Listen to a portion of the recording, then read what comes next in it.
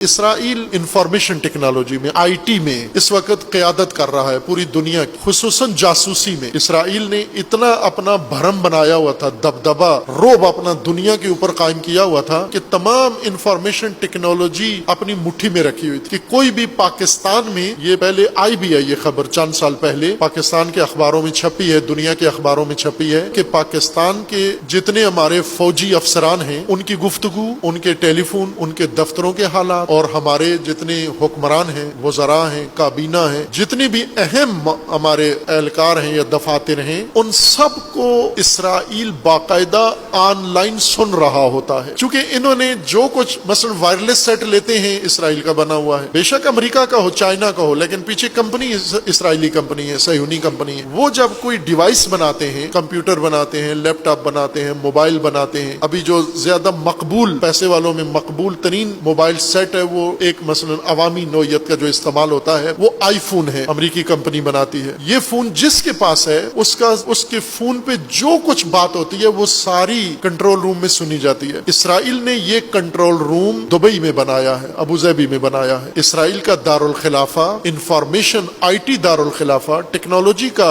دارالخلافہ تل ابیب نہیں ہے، چونکہ اسے اس دن کا پتا تھا کہ ایک دن تل ابیب یا حزب اللہ کے راکٹوں کی زد میں آ جائے گا، یا ایران کے میزائلوں کی زد میں آ جائے گا، یا فلسطینیوں کے حملے کی زد میں آ جائے گا، اور یہاں جو کچھ ہم نے رکھا ہوگا وہ سب تباہ ہو جائے گا۔ اس لیے انہوں نے حفاظتی طور پر اپنے لیے ایک بیک اپ بنایا، اور جتنی ٹیکنالوجی تھی اور انفارمیشن والا سسٹم تھا وہ سارا ابو ظہبی اور دبئی کے اندر انہوں نے قائم کیا ہے۔ اس وقت یہ دو ریاستیں، متحدہ عرب امارات مکمل، یہ 7 ریاستیں، یہ اسرائیل کا دارالخلافہ ہے اصل میں، اور یہ پوری دنیا کو انفارمیشن ٹیکنالوجی کے ذریعے سے کنٹرول کرتے ہیں، چونکہ ان کے اندر اگر مشینیں ان کے بنی ہوئی نہیں ہے، لیپ ٹاپ سافٹ ویئر انہی کا بنا ہوا ہے، جو اس کے اندر سافٹ ویئر ہے استعمال ہوتے ہیں وہ سب انہی کے بنے ہوئے ہیں، واٹس ایپ انہی کا بنا ہوا ہے، اینڈرائڈ سسٹم انہی کا بنا ہوا ہے، جو کچھ یہ استعمال کرتے ہیں وہ سب ان کا بنا ہوا ہے۔ اور انہوں نے بنایا ایسا ہے کہ یہ گھر بیٹھے بیٹھے آپ جو باتیں، گھریلو باتیں کرتے ہیں وہ سن رہے ہیں، آپ سیاسی باتیں کرتے ہیں وہ سن رہے ہیں، آپ مذہبی باتیں کرتے ہیں وہ سن رہے ہیں، سب کچھ 100% سن رہے ہیں۔ یہ توہم نہیں ہے، یہ ایک حقیقت ہے کہ وہ سب کچھ سن رہے ہیں، چونکہ یہ بہت ساری چیزیں انہوں نے یہ سافٹ ویئر فری میں آپ کو دیے ہوئے ہیں۔ مثلا واٹس ایپ پہ کوئی پیسہ نہیں لگتا آپ کا، فری میں یہ ایپ ڈاؤن لوڈ کریں، گروپ بنائیں، واٹس ایپ میں بات چیت کریں، اتنی بڑی سروس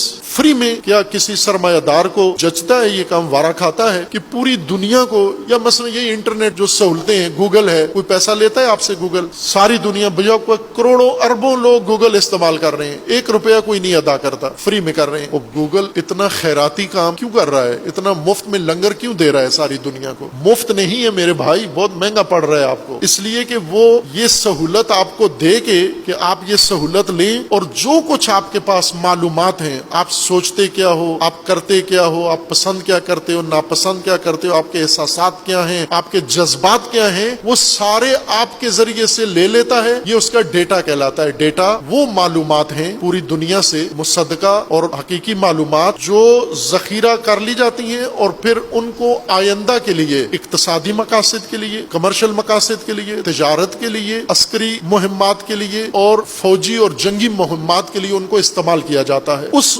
معلومات کے ذخیرے کو ڈیٹا کہتے ہیں۔ آج فیصلہ کن بارود اور اسلحہ نہیں ہے، آج کا سرمایہ ڈیٹا ہے جس کے پاس ہے، اور یہ انہوں نے نیٹ ورک بنا کے، انٹرنیٹ بنا کے آپ کو سارا ڈیٹا مفت میں آپ ان کے لیے دے رہے ہو۔ شیطان اتنا ڈیٹا نہیں ابلیس جمع کر سکا، اس نے اللہ سے یہ توفیق مانگی تھی کہ مجھے انسانوں پر مسلط رہنے کی توفیق دے، اس نے جو مانگا، اس نے انٹرنیٹ نہیں مانگا تھا اللہ سے، چونکہ اللہ تعالیٰ نے شیطان کا کوئی مطالبہ رد نہیں کیا۔ انسان کی کوئی دعا قبول نہیں ہوتی، شیطان کی ہر دعا قبول کر لی۔ شیطان نے کہا کہ میں ان کو گمراہ کروں گا، اللہ نے کہا بے شک کر، کوئی روک ٹوک نہیں ہے۔ شیطان نے کہا میں ان کو بہکاؤں گا، کہا ٹھیک ہے۔ اس نے کہا کہ مجھے طاقت دو، یہ لو طاقت۔ اس نے کہا مجھے مہلت دے قیامت تک، یہ لے مہلت۔